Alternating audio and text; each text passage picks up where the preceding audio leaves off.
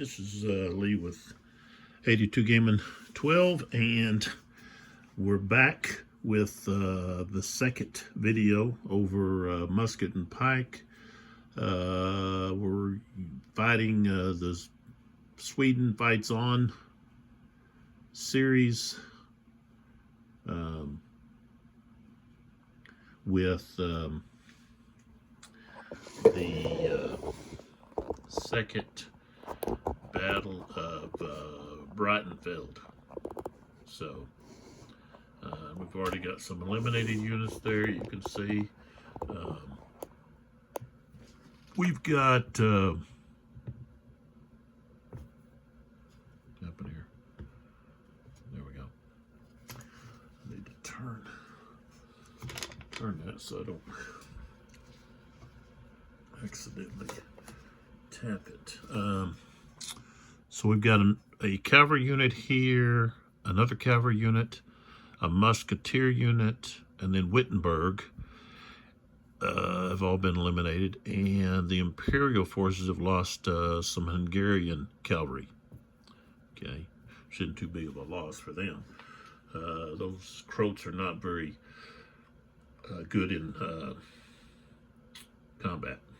So, all right, so here we go. We've got the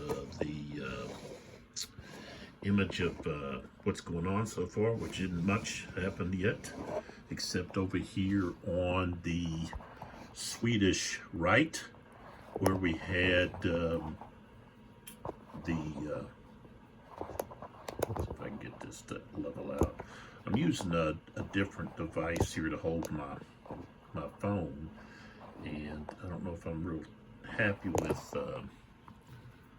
the way it's turning out. Maybe I just have to get rid of that. And let's see here, if I turn this maybe a little bit. Doesn't seem to be laying flat for some reason. But so yeah, over here on this Swedish right, Wittenberg had attempted to start the battle, moving his troops, but if I can find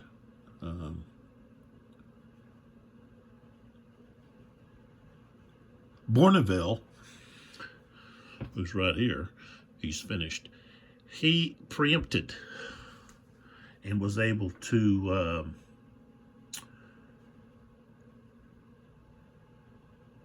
activate first, but he was wanting to change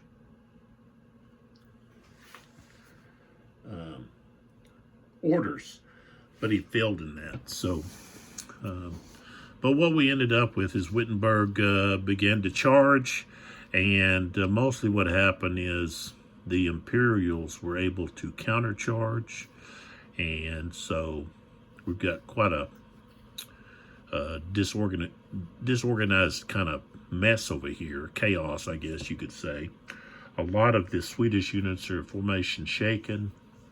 You've got the Imperial units are formation broken, either morale shaken or morale broken. So, but both sides are now finished. Wittenberg, of course, wasn't able to try to continue because he was eliminated. And so Tortenson is the only leader at the moment right here.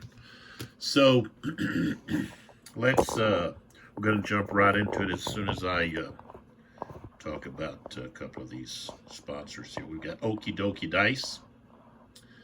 They make fine quality dice. Let's see what we've got on the back here.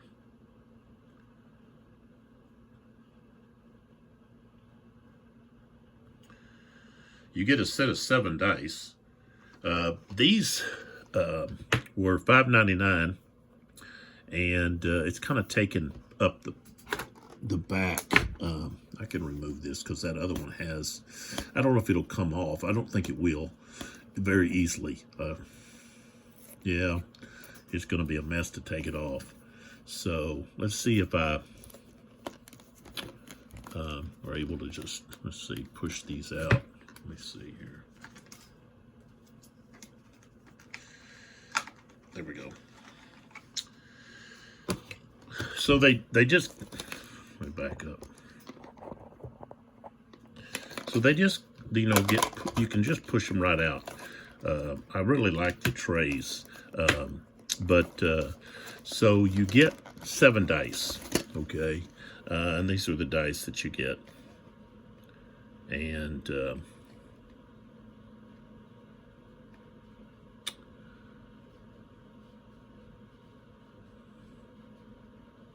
says they're made in China.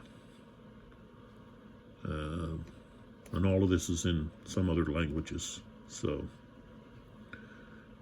and this is a purple set, and I've got the red set, and I'm using these dice. So, I like these dice.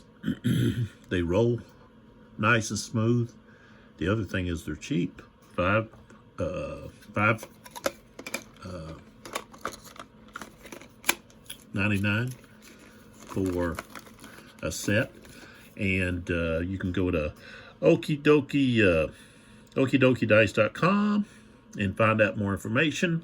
I'll put a YouTube link so you can check them out there. Okay.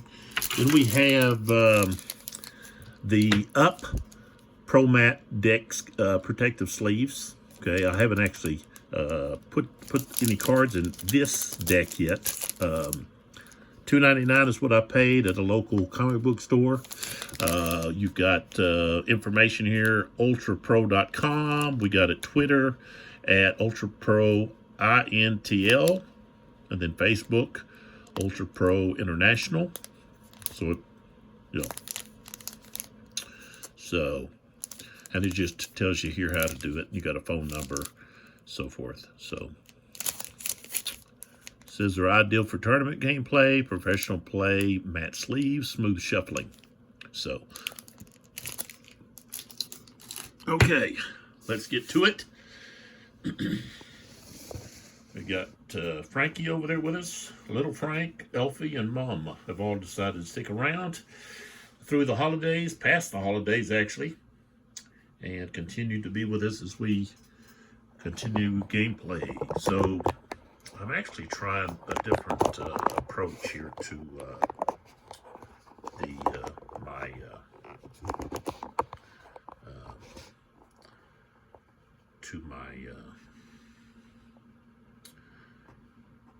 camera holder, and with that, I really think I'm going to have to adjust the board again and move it away.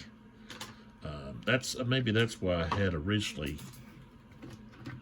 had moved it like that. Let's see if I can move it all together. Oh yeah. So if I move it like that, even move it a little further, then I've got some room here that I can now, let's put that back on. And then snap this on. So what I've got over here is I've got these to hold these vice grips here to hold the plexiglass in the map. But see, this gives me a little bit more table space here. And so I'm trying to give a more, I guess, a different perspective, a closer perspective to what's going on. So, all right, so Wittenberg was the last activation. So that means we've got the charge, all the charge order wings will go before any other ordered wing. So we have both centers have charge and both other wing flanks. Okay, so wing. This is a center. Should call them formations. So it's going to be the Imperial Army's activation, unless the Swedes try to preempt, and they could possibly do that. it's actually going to be, the Imperials are going to activate the center, okay, which is going to be, which actually they've got two leaders here. And I'm gonna really mess up these names on here.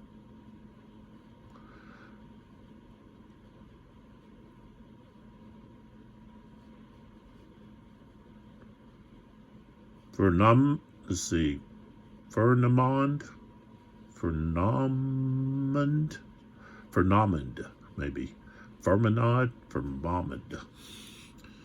that kind of butchered that. And then the other one that we have, okay, is Inkervoot,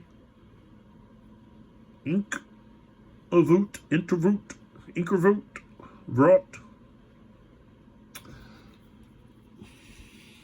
So, forgive me for doing that. And I'm actually, I think for this video, I think I'm actually going to turn these leaders this way. So, even though the counters have to stay facing that way, I'm going to turn these leaders this other way. And in the playbook, they've got two leaders.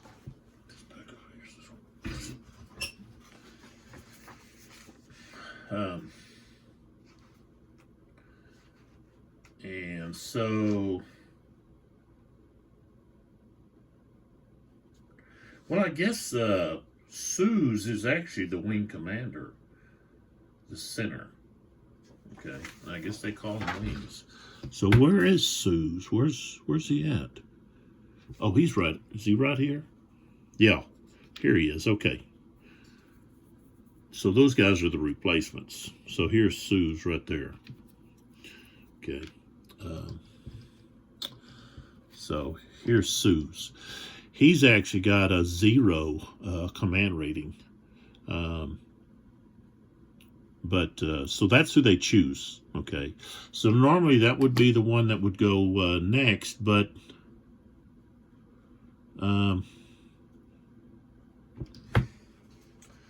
let's see here.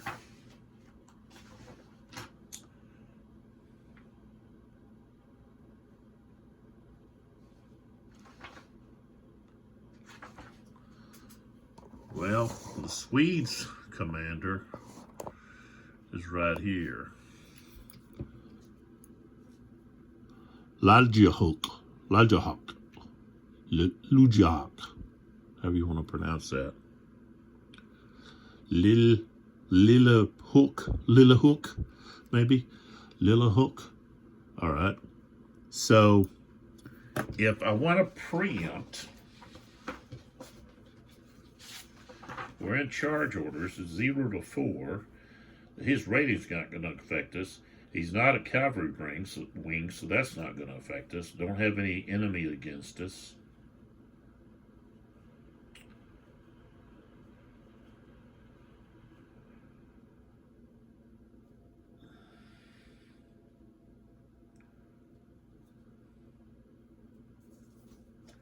So, you know, this is all going to come down to who gets to fire their artillery first, you know, because both the center have artillery, and that's what is kind of important, because you want to be able to fire that artillery first, and possibly do damage to your opponent's artillery or to their frontline heavy infantry.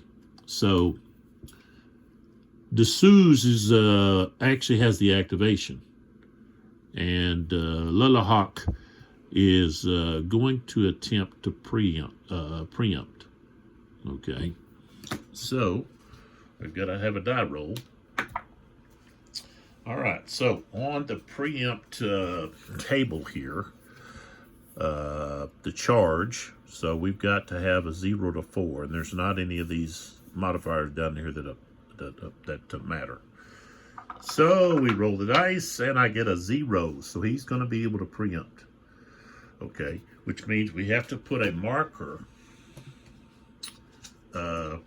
Which one is it?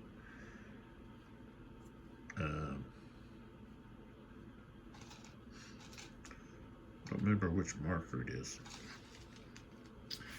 We have to put a marker that signifies that they will be the next activation, the Sioux. And I'm not for sure what marker that is. It's not no continue. Let me look at the rules here to see what the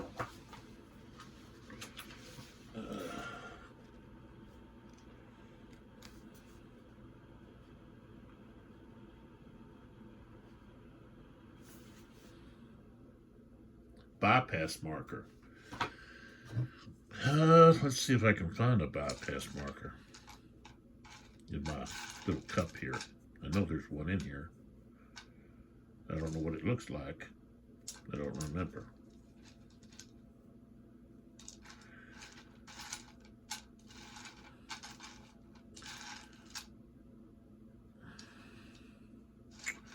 Where's the bypass marker? Oh, there it is. Okay, so we found it. All right, so here's the bypass, and that goes on to Sioux. Okay. So there's not another, you can't like preempt a preempt. Okay. Now, Sioux can try to preempt any kind of continuation.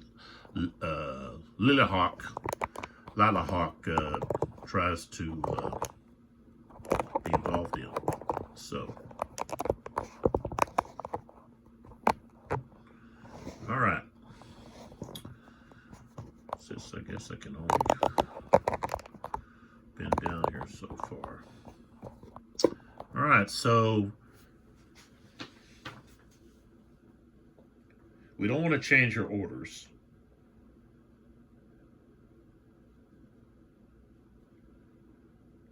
We're going to do artillery fire first. Okay. So we're just going to start over here on this side. And we've got this 12 to 24 pounders. Okay. Are going to fire straight to these heavy infantry unit right here. Rana. Okay. They actually got some artillery built in with their units. So does this unit back here. I didn't even pay attention to that. I blocked these guys in. Should have put the artillery on the more toward the outside. This guy can't even fire. That was a big mistake. Wow. Okay, anyways, so here we go. So we've got a range of 1, 2, 3, 4, 5, 6. Okay. And that's the grazing range. Okay. 17 is the actual range. So, talking about grazing. Oops.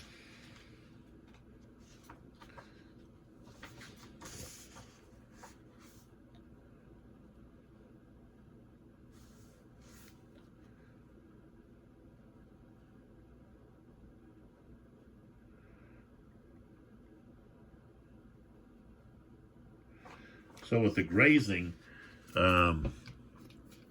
if there was like several units in here, okay, like let me take this guy, and he was in here, then the artillery fire would go through this unit and then continue and could also hurt this unit here. So So these the artillery could be pretty powerful in this game. And they're attacked with a separate die roll.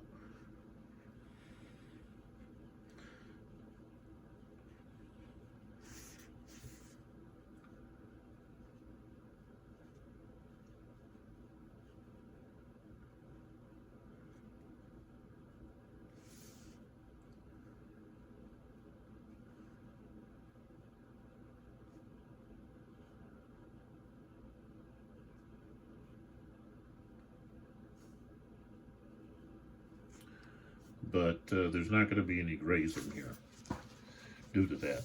All right, so let's have that unit fire. Okay.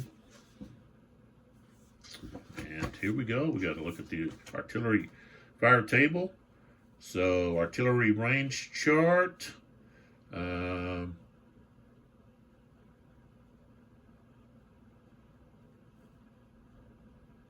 Culverins.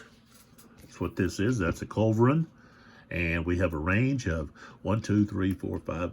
Let's see, 1, 2, 3, 4, 5, 6. Range of 6 is 0 modifier. Okay, so there's no modifier on range. Okay, so I'm just looking on here. See, 6 is 0 for culverins right there. Okay, so now we look at the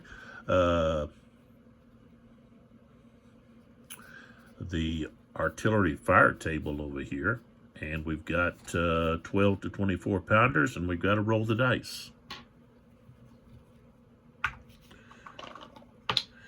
And I rolled a 5. A 5 is going to be a formation hit. Okay. So that unit is now formation shaken. So we have to flip it over.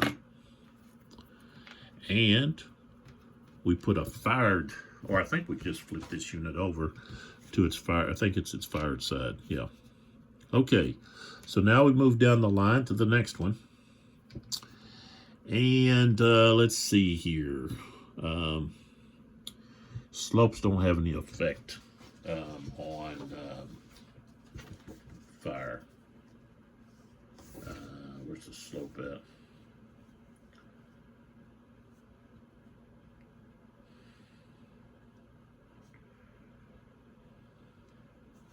Gentle slope hexite affects only grazing fire and causing a formation hit on the unit only when the unit crosses the second gentle slope hexite in the same activation.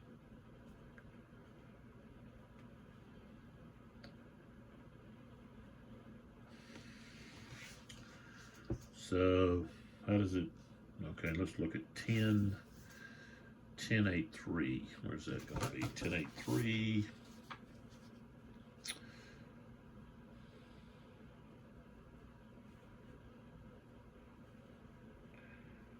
It doesn't say about the slope. I don't know how it would. I don't know how it would actually affect. Doesn't have slope on here. Up slope, down slope, up slope. There's nothing effect. Okay, we're steep anyways. All right. So now this next set of guns.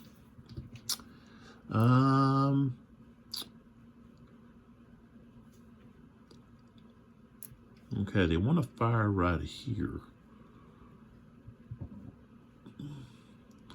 at this 4-pound. Well, I'll tell you what, they're just going to fire right here straight across. Same distance, 1, 2, 3, 4, 5, 6. So everything's the same. Rolling, we get a 1. I don't know. How does the is 1 better or not? Nope, it's going to be a miss. Okay, so we missed here. Now we go to here, and we're going to actually fire at those. We're going to fire at this. What are they? 4 to 8 pounders, right here. And let's see here.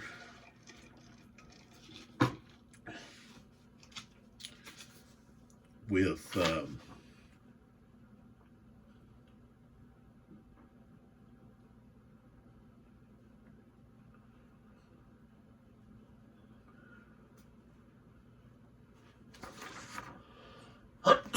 Oh, excuse me.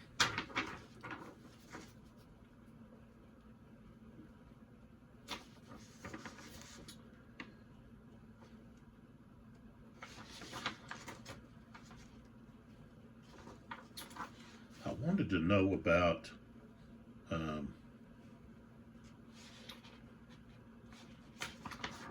let's see. I was wanting to check about, okay, you got like, okay, that artillery and that, I guess I'd have to go to stacking. That artillery and that heavy infantry unit together. So let's look at where it talks about stacking. I think this is going to be back, where is that at?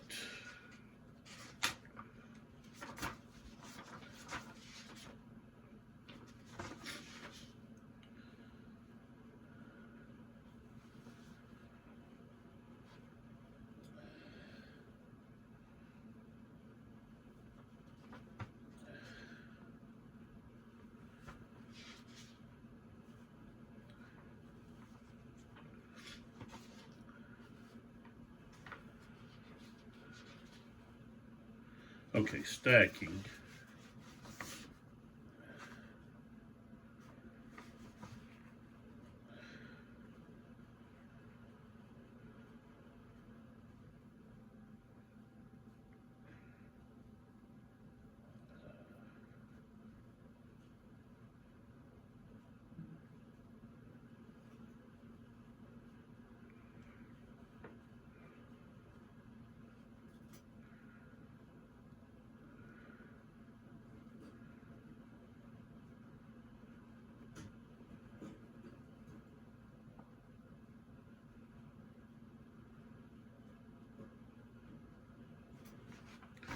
Okay, dealing with this stacking, it's 8.3. Okay. And, okay, it says an artillery unit is stacked on top of a 2X infantry unit. The half of the infantry the half of the infantry unit not stacked with artillery unit can still fire. Captured and disabled artillery units missed. Okay. I was looking for that grazing. Talked about grazing fire. There it is. Okay. The bottom unit may not fire, but may otherwise react and is subject to grazing fire. All right. So, all right, we're firing at this artillery unit because it's on top. But then we have to roll. Apparently, we have to roll for this other unit. And they would be, let's see, they're going to be, so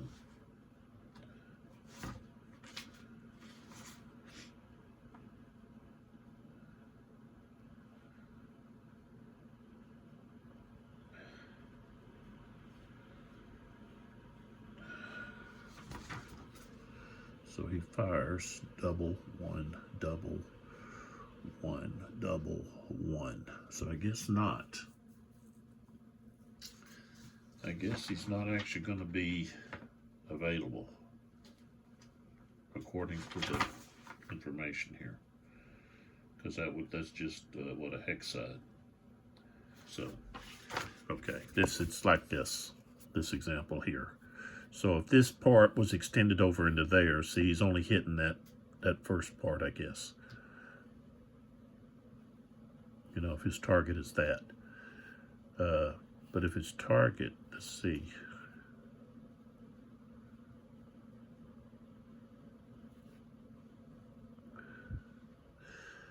Yeah, I don't understand why this one's not. He's in it. Same as that. That there would be in it, but this is not. It doesn't make sense. That one is, it's like there, there, there, there. So we would go, what do we do here? We would go, let's see, here it is. Go here, here, here, here, here, here, here. Okay. So I guess it's just going to be that's something I'll have to throw a question out about. Maybe on Board Game Geek or something. All right, so let's fire. We don't have any modifiers. Everything's the same. So we're just fired. We get a 6. A 6 is going to be a formation hit. Okay. And for artillery, all right, let's see here.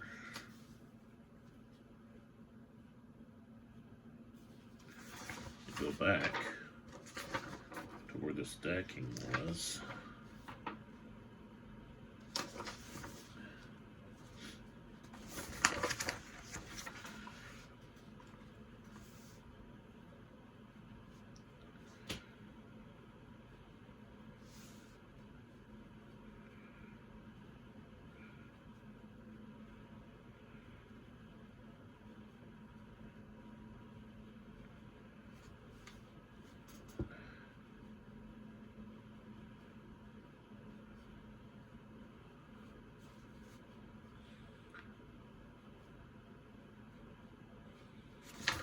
What happens? Let's see what happens when they take. What happens when artillery takes fire?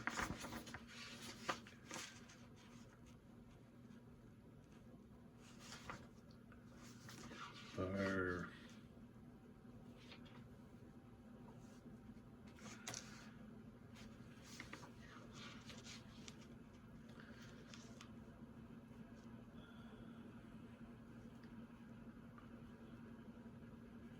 Okay, an artillery unit that takes a formation hit checks morale instead. Okay. That's what I need to check. But the bottom unit is going to take a formation hit.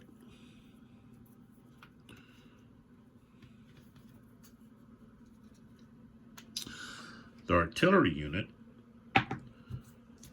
has got it roll for morale. And its morale is 5. Right? Yeah, 5.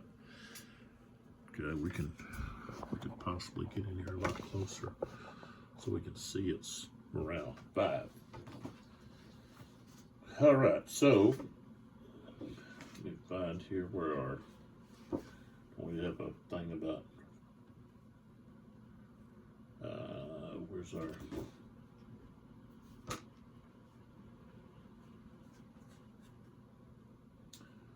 I thought we had a morale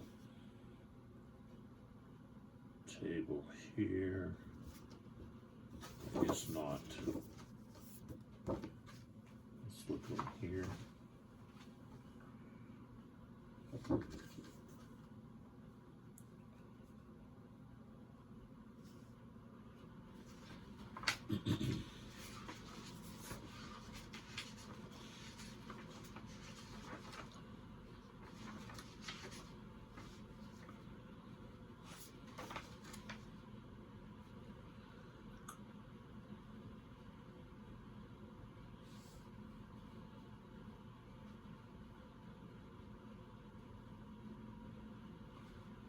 All right, so I guess we're just rolling for that morale. There's no plus, minus, whatever on any of it. So he got a 5. I rolled a 0, so he passed. All right. So now we come back to here. This unit is flipped because he's fired. I like how they show these artillery guns with the smoke and the flame coming out. I really like these counters. And being, you know, a former history teacher and just I guess a history aficionado, I just think these counters are some of the best looking counters and very historical. just in the fact that they're using images that are found on wood gravings from the time period. Okay, so, all right, so the next set of guns here, they're going to fire right here where the leader's at here, who was bypassed. Okay, and so again, we've got, let's see, it doesn't matter if you pick one side or the other. Okay, so we fires, fires, fires, fires, fires, fires. Let's see. Yeah, fires. All right. All right, we don't have any modifications. It's just straight up.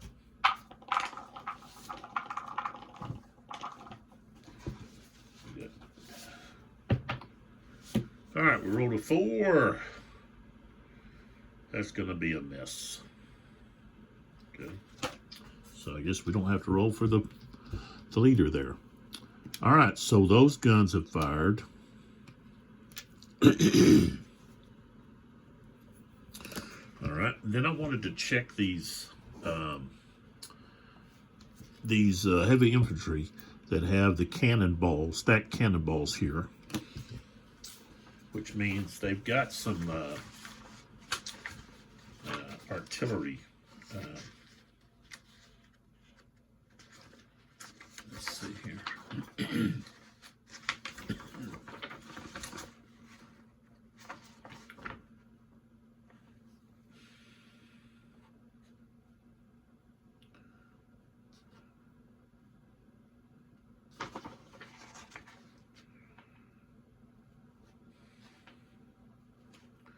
think it's okay. Integrated artillery, a heavy infantry unit that. Okay, a heavy infantry unit that also, let's see, has an artillery symbol, has regimental artillery. You do not need to limber and unlimber. When you move the infantry, the artillery is considered moving. Okay. However, terrain effects that apply to artillery units also apply to any heavy infantry units with integrated regimental guns.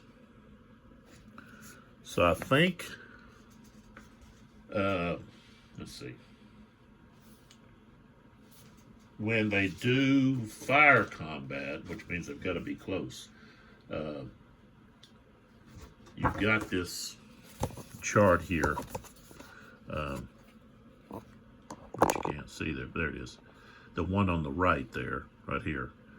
Heavy infantry with regimental artillery. Okay, so it's not going to increase their range. It's just going to give them, I guess, heavier fire results. Okay, so all right. So now we can actually begin moving these units. Okay, and let's see, movement. Heavy infantry only have a movement of 4.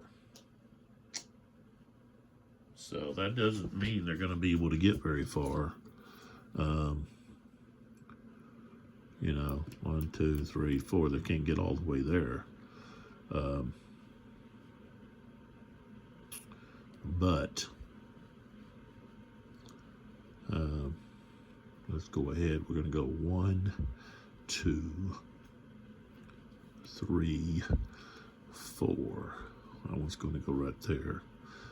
Tell you what, I might want to just go to here, 3. Or I might just go 2. Let's just 1, 2 like that. And then let this guy come up maybe in between. So little hook. Okay, we got 1, 2. Or we could go 1, 2. That would be better. Oops. To do that, let this guy go 1, 2 there. We go 1, 2 here. And then this guy come up through the ranks. 1, 2, 3, 4. extend our line a little bit, and then let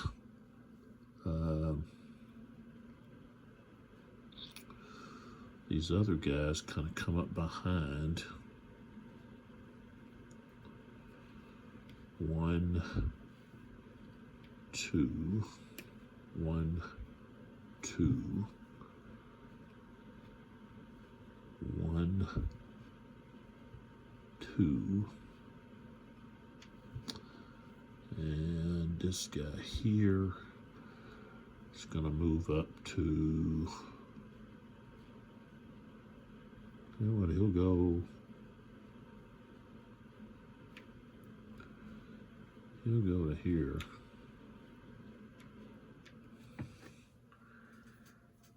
All right, now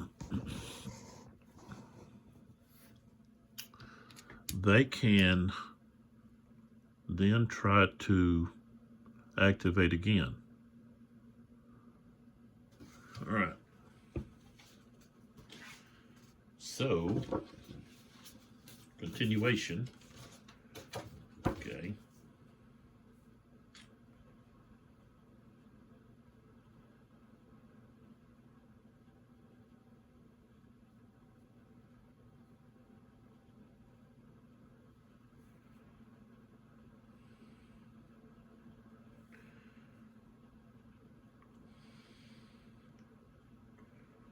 So he's got to get between 0 and 3, but he's a cavalry wing, so he gets a subtraction. No, he's not a cavalry wing. So he's got to get 0 to 3. I rolled a 6, so he's finished. Okay.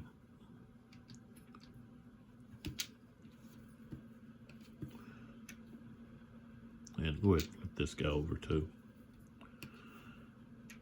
Okay.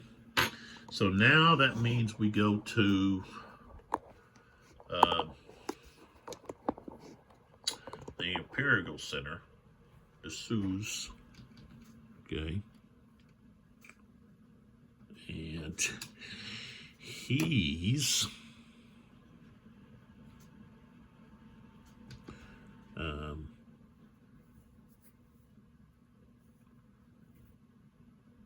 going to fire his artillery, and he's got 3 units of artillery right here. Let's back up just a little bit. Okay, so he's got right here, he's got this 4 to 8 pounders. Okay. Sakers. Okay. Grazing range is 4. Okay. We're going to fire straight ahead at this guy. Montenay. So 1, 2, 3, 4, and then 5. Okay. So he's at 5, range 5. And it's going to be a -1 to his roll for range. So here we go. Rolled a 2, becomes a 1, which is a miss. So he's done. Fired. Okay. Now we go down here to the, let's see, we're going to fire here. This one. Lalahook.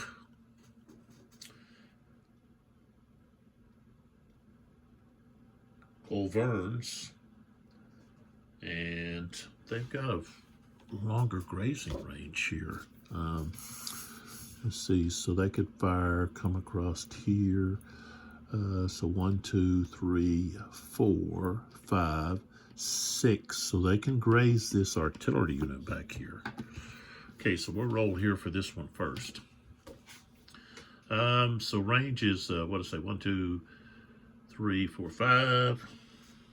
Okay, that's going to be 0 modifier. So we're going to roll here. There's some other modifiers if they're in a hedgehog or column, or if they're firing and their morale shaken. Ooh, a 9. Ouch. And there's, what did I say? So a 9 is going to be a formation hit and a morale check. So they take the formation hit, and their morale is 8.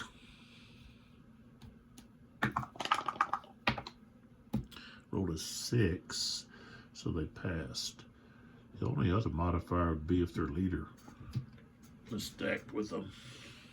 Okay, so then we have this artillery unit here is in grazing range. So let's roll to see if it gets hit. 2 is a miss. Okay, so we're going to flip these guys over as fired.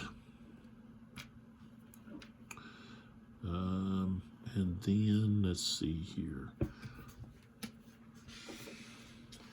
Let's see here. I think since he was preempted, he may not be able to continue. Where's the preemption at?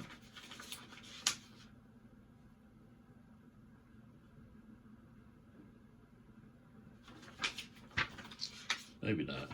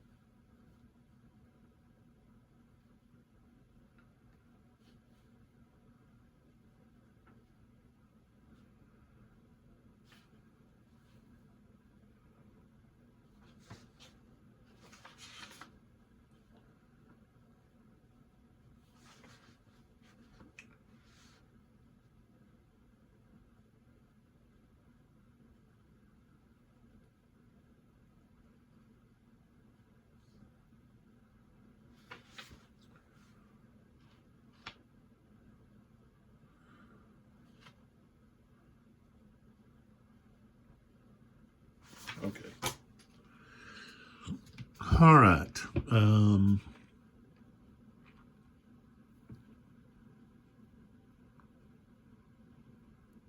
Yeah, he can try to do a continuation if he wanted to just stop right there. All right, so we've got this other artillery unit. It's a Saker.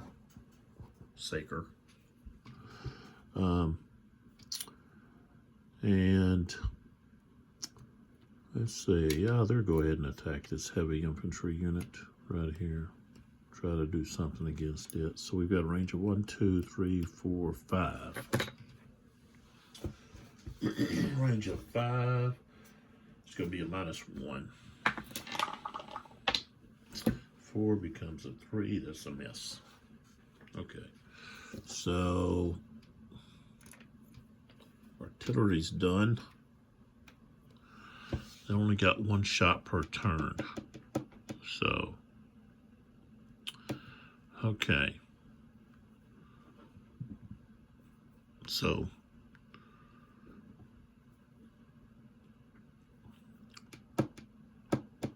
they can stay where they're at, or they can come down the hill to attack, which means they're going to have momentum.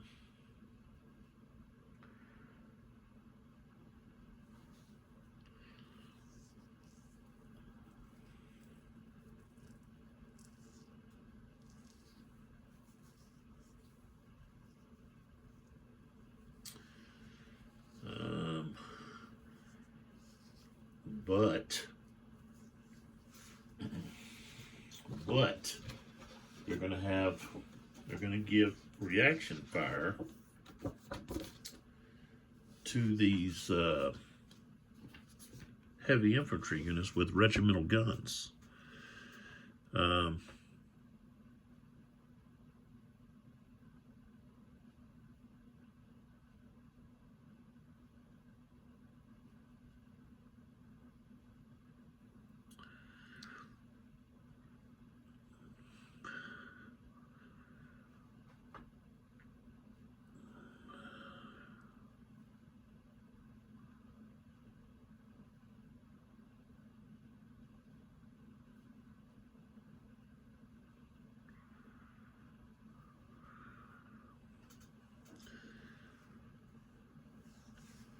Those regimental guns, that's pretty.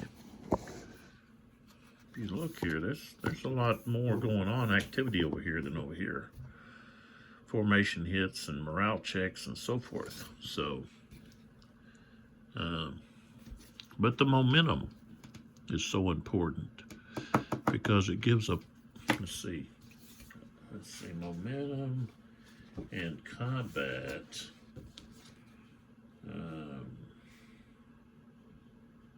Is a +1. So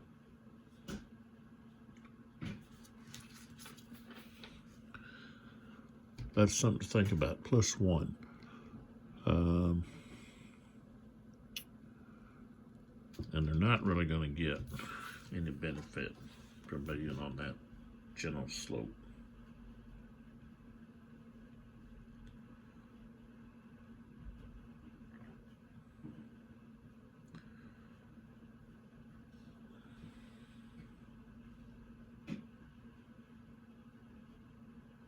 So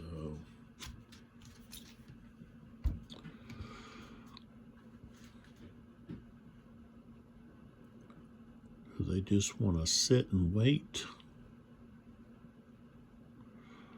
or try to come down the hill and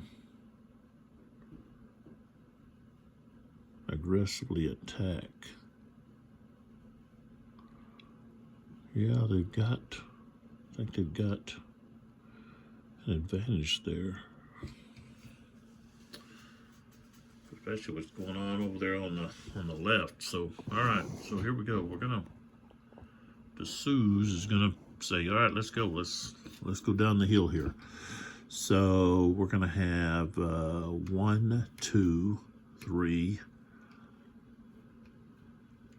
4, and then this unit is going to do reaction fire, wrangle. Okay.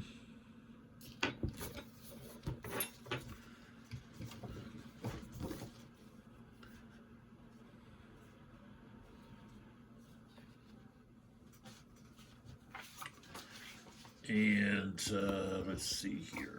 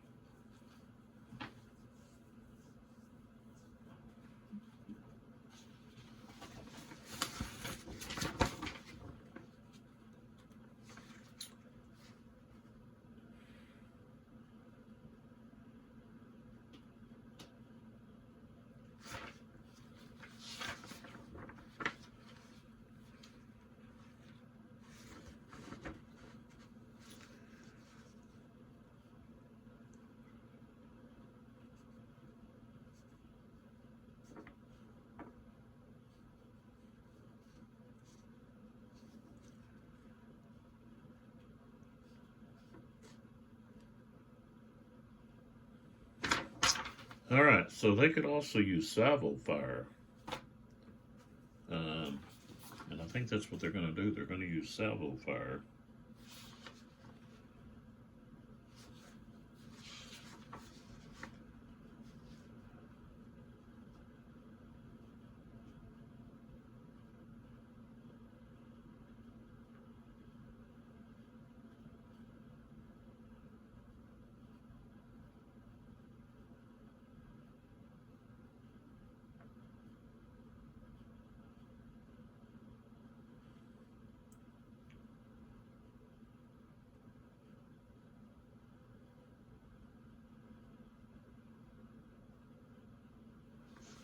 So that could be devastating.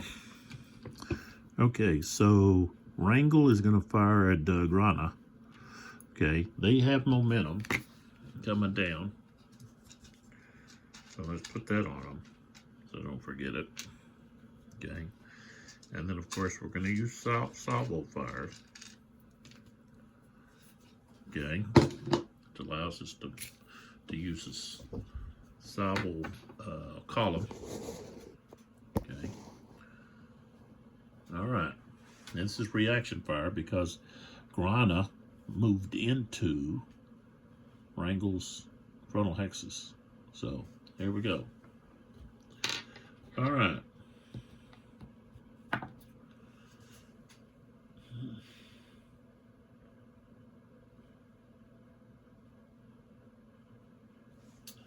All right, we're rolling on the salvo fire column.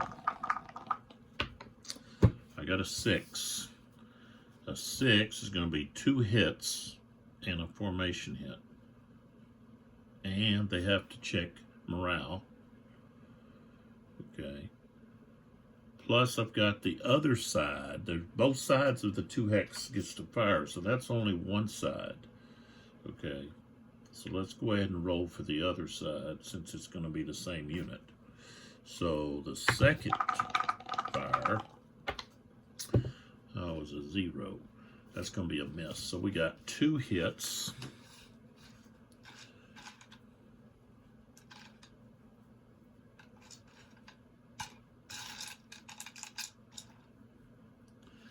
And a formation hit, plus they have to check morale. Okay. So, and he's going to be formation broken.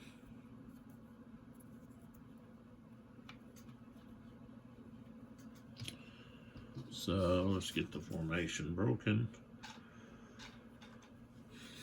out. And he's got to check his morale and be in formation broken. I believe that's going to affect his morale. Here it is. Well, no, that's not. Where is the formation? Where is the? I guess we don't have. We don't have any. I guess surely formation broken affects his morale check.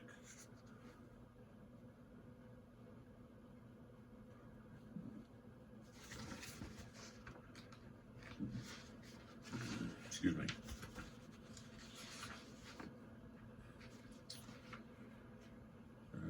We got morale check.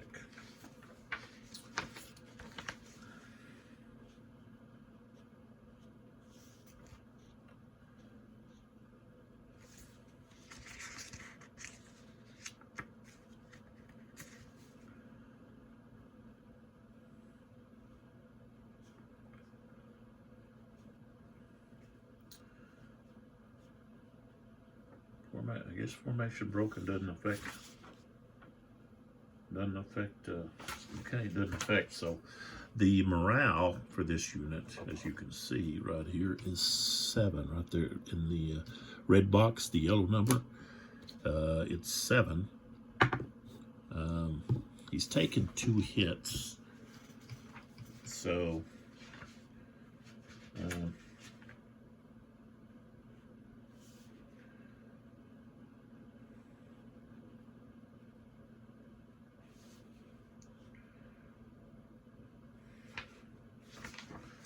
hasn't reached casualty threshold yet.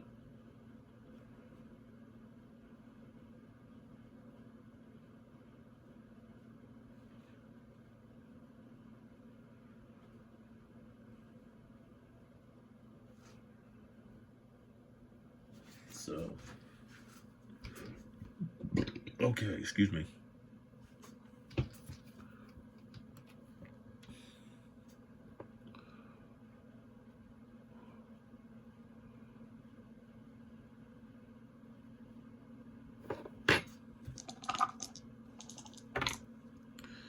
Eight. So he failed that. So now he's going to be morale shaken. So there we go. So he's taken 2 hits. Okay. And he's morale shaken. So, all right. Next unit coming down. Okay, so this unit is salvo fired. So we've got 1, 2, 3, 4. And this unit here, Lao, is firing right here. And he doesn't have regimental artillery.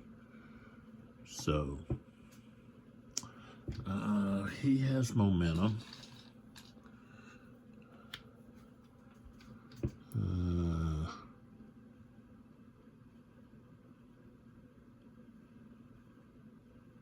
Incurvort.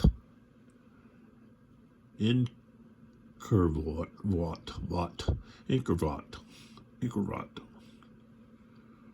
Okay.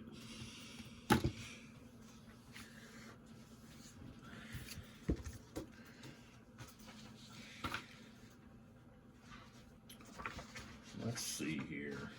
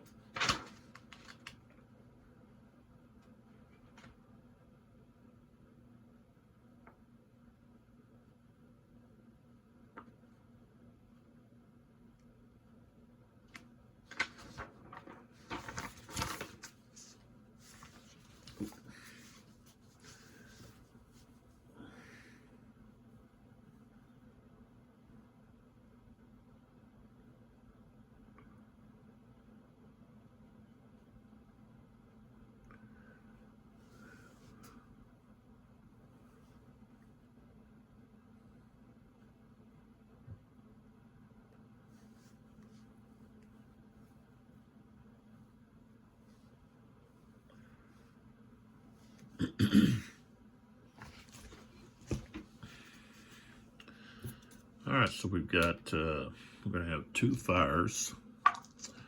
Once again, 2 attacks here. And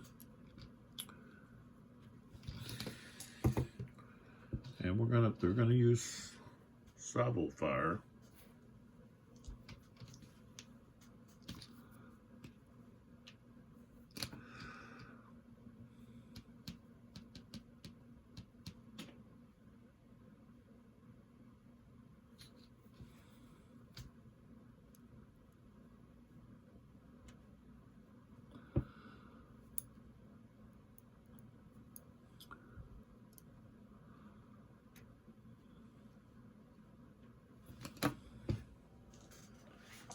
All right, so both halves are firing,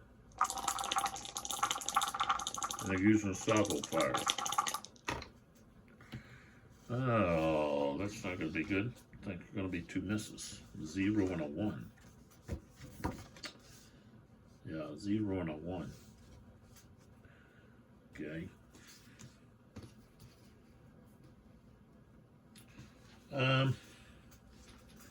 I think, let's see here what it says about reaction fire.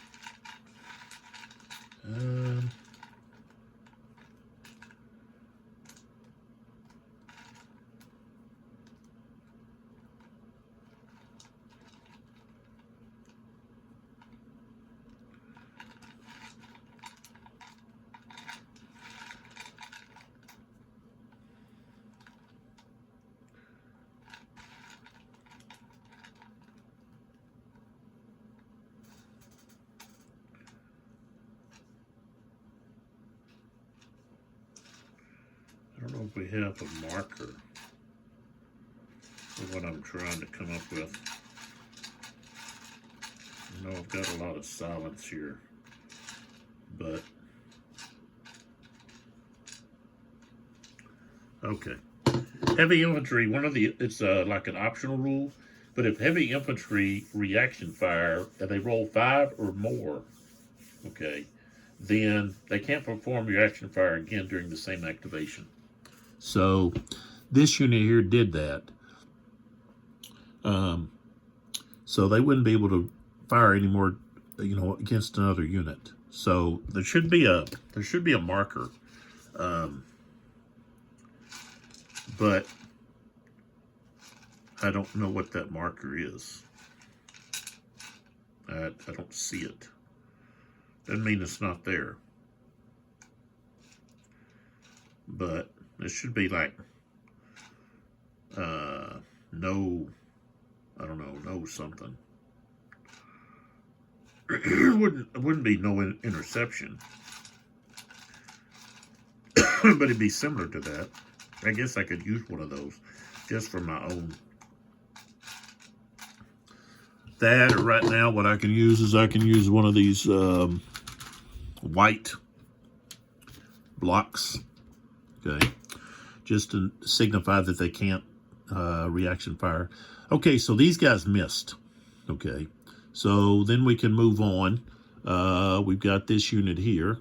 That's formation shaken. He can only move, same here. This guy could have only moved 2. So these hits and everything would have to go over to this guy. And this guy would have to back up. So, because this guy would have fired there. So that's my bad. I just caught that. Okay. So I guess he's got momentum, but he would have only went 1, 2. And this guy would have been the one to get the brunt of everything. So he would have been turned over like that.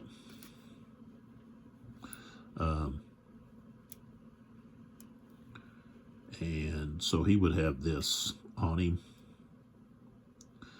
And so this guy missed. So the next one here, he can only go 2. 1, 2. Okay. It could actually make room for this guy to come through. This guy had momentum. So we could go 1, instead of going here, we could go here, 1, 2. And that allows this guy to come through. This guy here, let's move this here, put these guys here. So this guy goes 1, 2.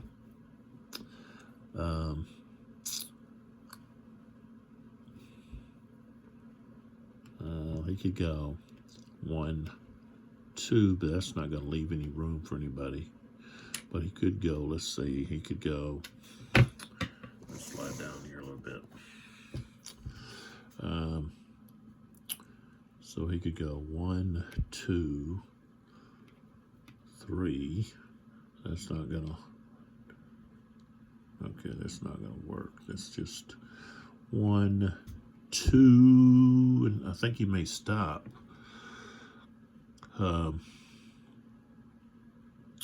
Because if he goes up there, he's going to get blasted with all of these. He's going to get blasted with 3 shots. Then this guy here goes 1, 2. This guy goes 1, 2. This guy here goes 1, 2, 3, 4. This guy 1, 2. This guy goes 1, 2 right here. This guy moves up 2, 2, like that.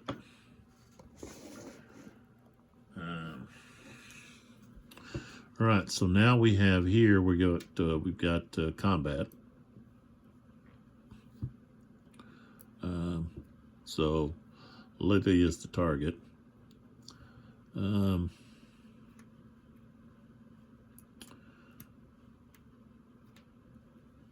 move these out here like this so I can see what's going on. Okay, so we've got formation broken. He's got 8, so it's the same there.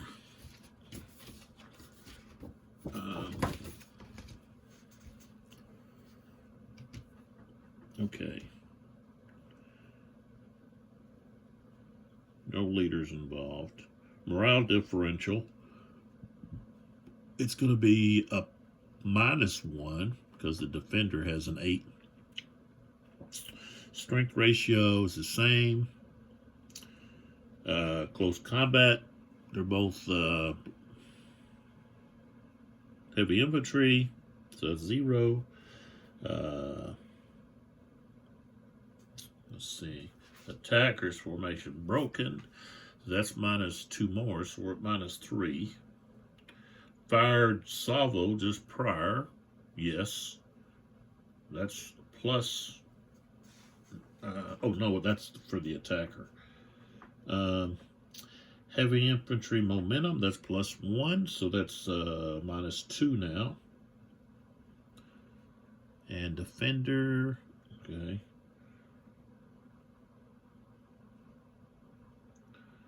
Okay, so it's going to be a -2.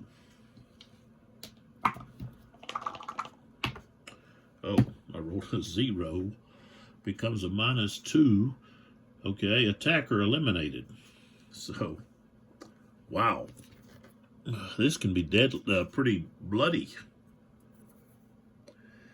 Okay. Inkavort is gone.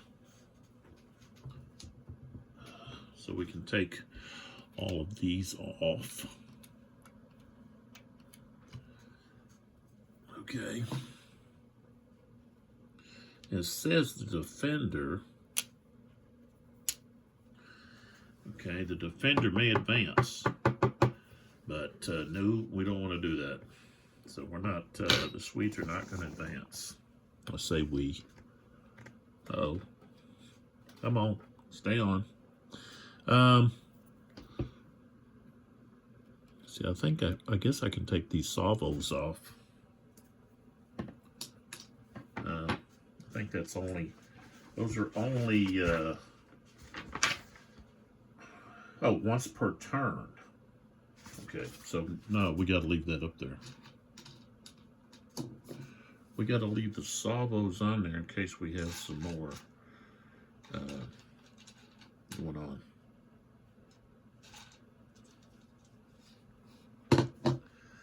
All right, so they fired salvos. They fired salvos. Okay, so the Sways can attempt to continue or just leave it there. And he didn't have to worry about salvos here. So if this guy moved, he could move to here. This guy could move to here. Okay. This guy to here. That guy to there. This guy to here. And then this guy can move into here. And possibly even turn on his flank. So he could turn, let's see. He could turn before, let's see. That's going to cost him though. Let's see the movement here. It's over here. I don't think, it probably is not going to be on here. Maybe it will be.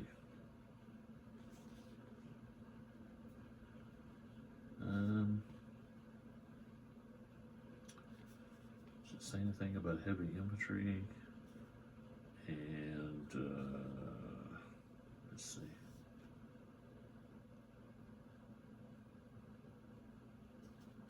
it doesn't. Okay, but I think it cost them 2 if, let's go over here to movement. Yeah, let me back up here. Let me get up here a little bit, back off. Okay, so there's a diagram right here that actually shows it costs 2. A 2X unit wheels 1 hex, and a clear terrain hex, the total movement point cost is 2. So, if they do that, this unit here, okay, would cost 2, 3, 4. So he could get there. But you've also got the reaction from this the cavalry here that, you know, because the cavalry have a reaction out to 4 hexes.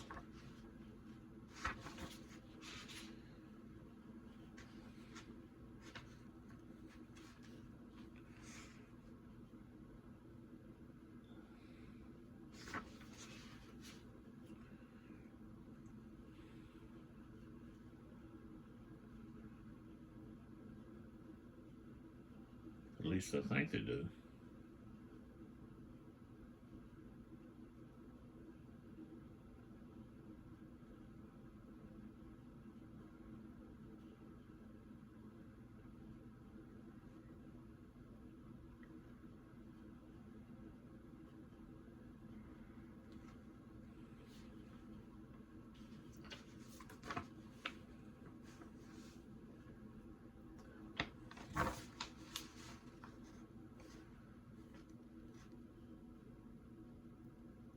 Yeah, that's interception within 4 hexes. So there's actually a diagram here showing that right here. So, so that's one thing that they have to be, you know, they have to be weary of. So they would want to bring in their cavalry first to confront. So he's going to hold off, and they're going to be finished. This way. Fernamond, who's just a backup. I guess you don't really even need to put them on the board.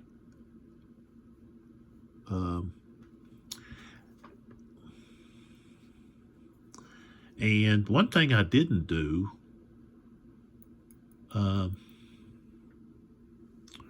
was move the overall commander somewhere to help with units that might be formation broken or shaken. And I could have done that, and I'm going to do that just because I forgot. I'll do it for both sides. So we had the movement for both of the on this wing over here. Okay, but we'll go ahead and flip over this way. Inkervort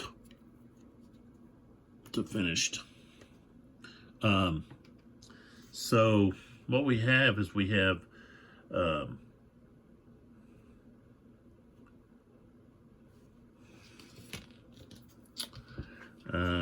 let's see. We had the sways trying to activate, and it was preempted by Lalahook. So Tortoisen, he has a range of, I think it's 8, right?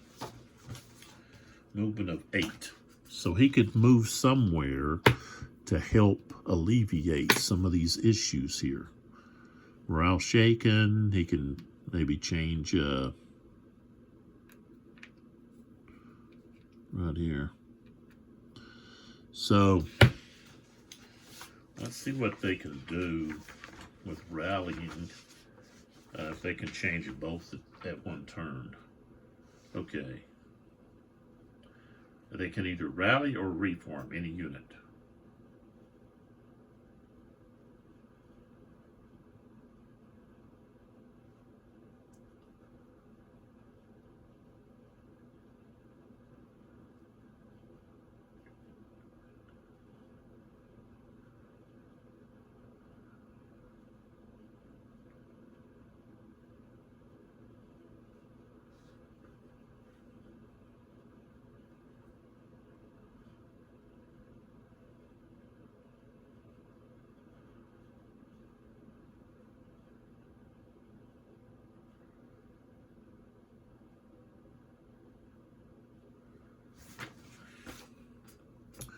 So if we look up here, so he can either reform, okay, or, so yeah, he could take, let's see, go over here, go, so he would go 1, 2, 3, 4 with this unit, and he's going to take away this morale shaken, okay. All right. All right, and then we've got Leopold right here. He is going to move to this unit to take away its morale broken. So let's see, does it change? Let's see. Does it just...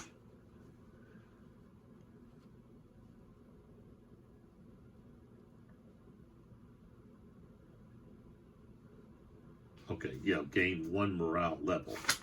So that unit would become just morale shaken right here.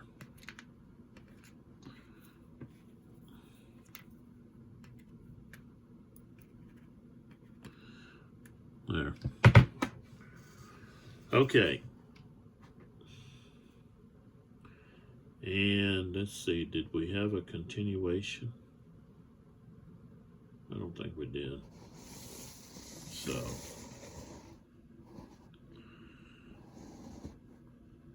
Alright, so that's the situation at the present.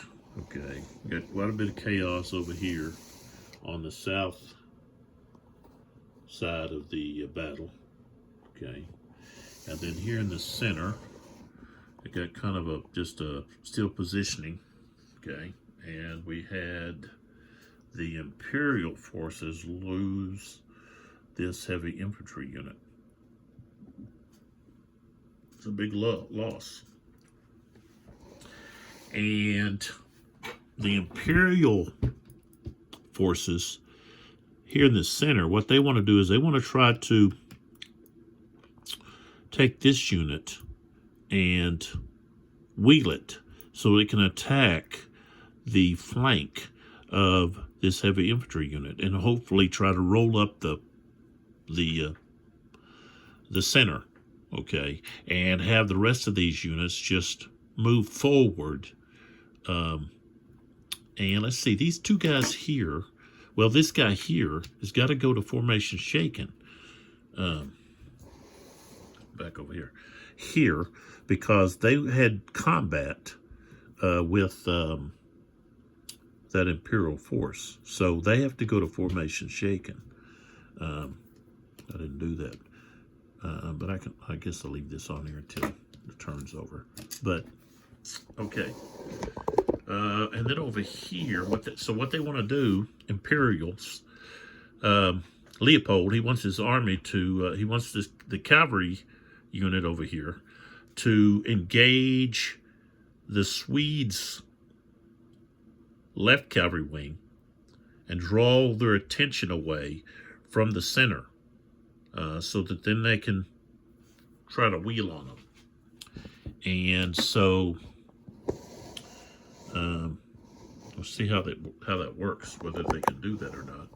The Swedes are gonna be looking to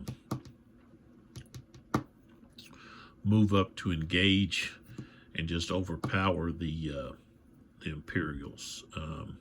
They have a higher morale, quite a bit higher than some of them. So with the momentum and the morale, they could possibly get a plus, +4 in combat. So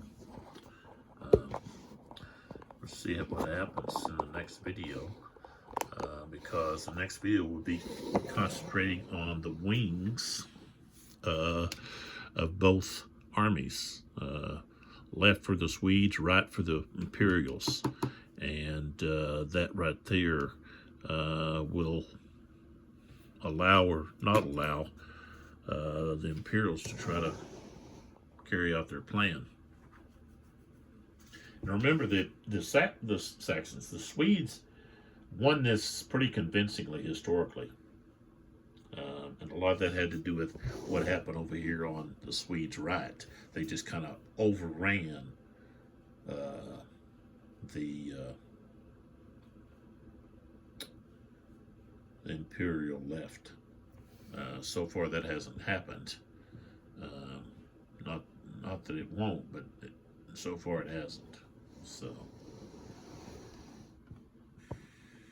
as I've said before, this is not a simple game. Okay, it's not super complex, but it's above average. Okay, on the 1 to 10 scale, I'd probably give it a 7 or 8. It's got to be up in there. It's not a 5 or a 6 in my opinion. You have a lot of things going on, things that you have to do as the gamer, in regard to certain rules and so forth. Dealing with the formations, dealing with the morale, morale of the units, the orders, okay, leaders, artillery, the reaction with the non-activated player.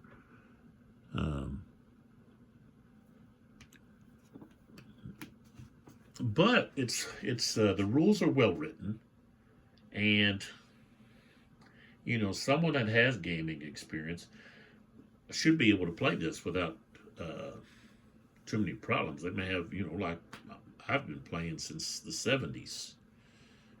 I'm 54, 55 now. I'm 55, so I've been playing enough and played lots of different games, and I've played some really difficult war games.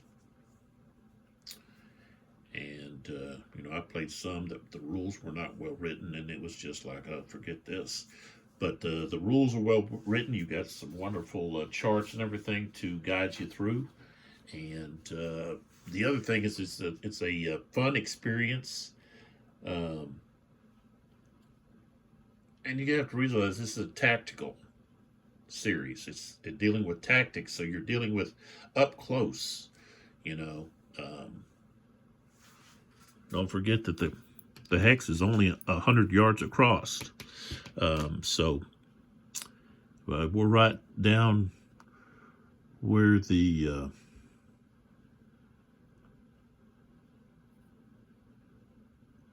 blood and guts are spilt. And this is a pretty bloody game, evident by the eliminated units already. So units can get eliminated. They're not just being forced back. They're getting eliminated. So, as I said before, I don't know a lot about this history. I haven't read a lot about this. I don't recall ever receiving, any class instruction in high school or even in college over this time period, the 30 Years' War, the First English Civil War, so forth. So I've got some research to do. I've got some reading to do on this on this topic to learn more about these battles and these everything that goes into it. But you also have in the back of this book, I thought you did. I think it's in the yeah. Is it in the back of this one? Yeah. You got this wonderful historical and designer notes. So you've got all this information about command structure, administrative organizations, tactical organizations, the armies, you know, the equipment, the weapons being used, and so forth, tactics, okay, to use. So this is all stuff that I need to do a better job of going back through and reading. Plus, there's all this bibliography information here.